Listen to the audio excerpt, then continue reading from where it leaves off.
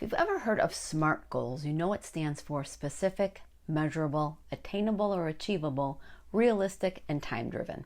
In running, having specific goals can help you stay motivated and enhance your performance, but that isn't always a guarantee, or in some cases could be a hindrance. Stay tuned as I break down the pros and, believe it or not, some cons to setting SMART goals.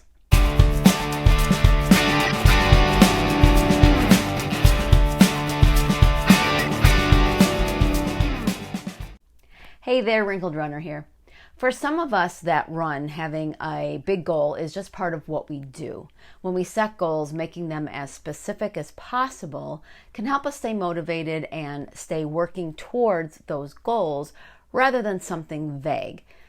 When we set goals, making them as specific as possible can help us stay motivated and stay working towards those goals rather than something vague. If you are wanting to work towards something like a BQ or a sub-2 half marathon. Some runners, of course, just want to run and have enough motivation within themselves to run 4 days a week or whatever, and that's all they want or what they need. And that's awesome. We have to be careful in the running community that we aren't putting our own stuff on others, and respect that one person's goal in running can be very different than anyone else's. For those of us who want to set goals, using a process such as SMART can help us whittle down and define what it is we want and can do. Goals give us something to work towards and allow us to align our training with that outcome. For myself, I adhere to my running schedule much more consistently when I have something I am working towards. So let's go over each aspect of the SMART goal model. S stands for specific. If you're wanting to level up your running to be competitive, say, a goal of going to run 3 times a week needs to be enhanced a bit. A specific goal might be to be at the top 3 at the citywide half marathon held in 6 months. A specific goal like that will require you to put in some work, planning and strategizing on how to get there. M is for measurable, which in running, some of that means you have to jump into that running journal that I'm always trying to get you to start. The data that we get from our watches is a great tool for this section of the SMART goal plan. We can see how we are progressing and see what we may need to work on. Measurable can also mean we sign up for and run a race to see how we do and how we are measuring up against. This section of SMART will help hold you accountable. You can see if you are not running the mileage needed or the times needed.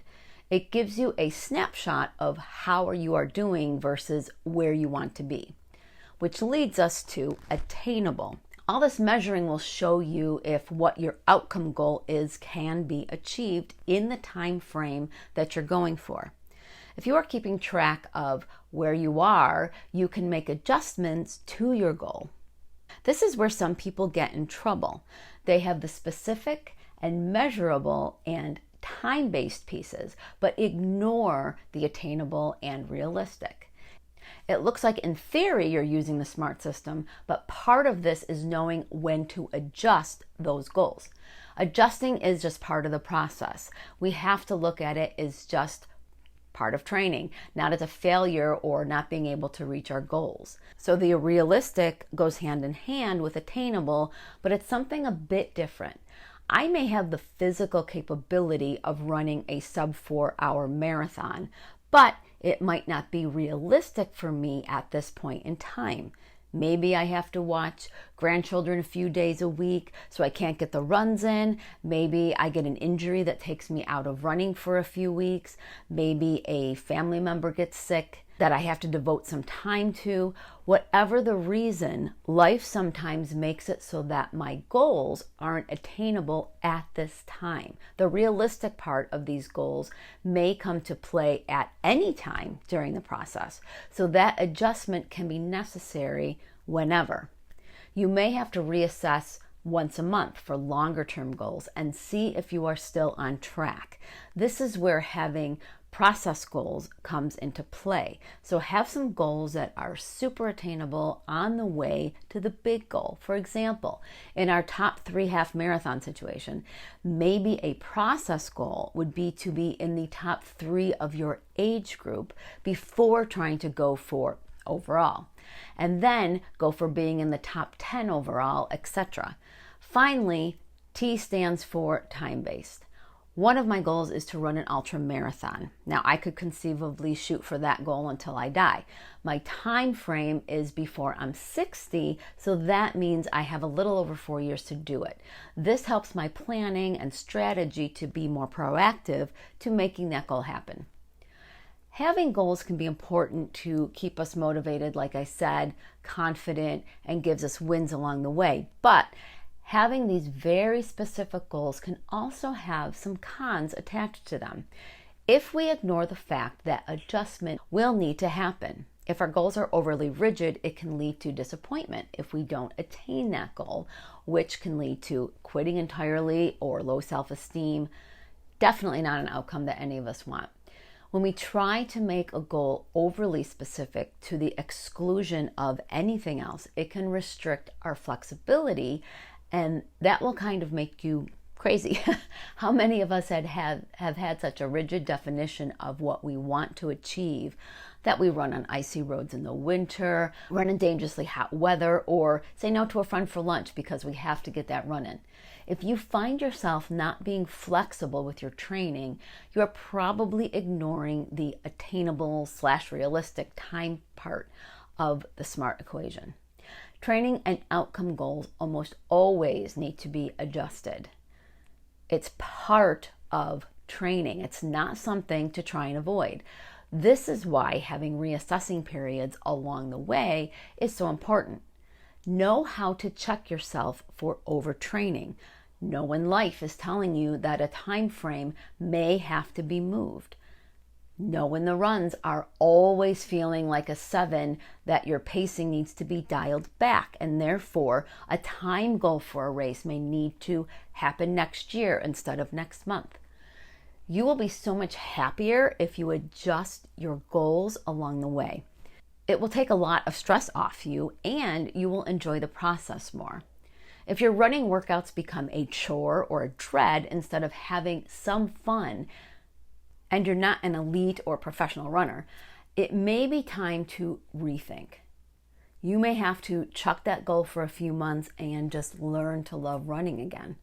Acknowledging that can be harder than any workout that you may be doing.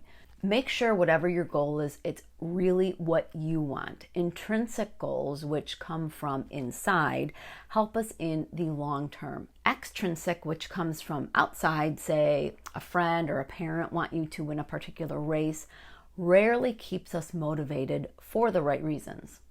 When we overemphasize measurable metrics, we ignore the intangibles of performance. Stressing over exact pace can make us miss the beauty and ability to run outside, for example. Looking at what we did today instead of realizing it felt easier than the same workout a few weeks ago ignores a jump in performance. You can also see how being too rigid in a goal can lead to unethical behavior, and we've all heard of the stories of the doping, the cheating, the bib muling, etc. that happens when maybe goals should have been adjusted that weren't. When we do fall short of a goal, we need to learn from it. Just throwing our hands up and getting frustrated doesn't do us any good. But if we can debrief the times that we don't hit that target, we may find valuable information that we can apply to the next time. What went wrong? Research how to fix it. Running is an experiment, just like in science. Failure and the 100 ways something doesn't work is what leads to breakthrough. Figure out what went right and keep that in. Keep setting goals, keep setting SMART goals, but know what can be a pitfall and realize that adjustment is always necessary. Don't be so rigid that you lose your love of running. If keeping the joy of running your number one goal, you will be on your way to making your goal setting smart.